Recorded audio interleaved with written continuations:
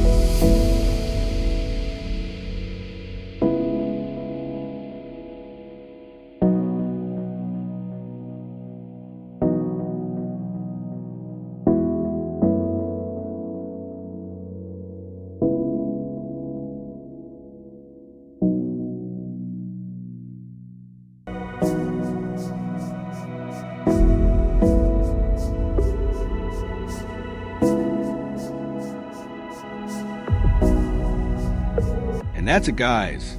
That's exactly how to install a valve in a PVC pipe yourself. No plumber needed. Let's do a quick recap. Step 1, shut off water supply. Step 2, cut the PVC pipe. Step 3, apply PVC primer. Step 4, apply PVC cement. Step 5, install the valve. Step 6, let it dry. Step 7, test for leaks. By doing this yourself, you just save $100 to $150 on plumber fees. If this video helped you, please give it a thumbs up, share it with someone who needs it, and subscribe to Flow 50 for more easy DIY plumbing tips. Comment below what size PVC pipe are you working with. See you in the next video. Stay safe, stay smart, stay DIY,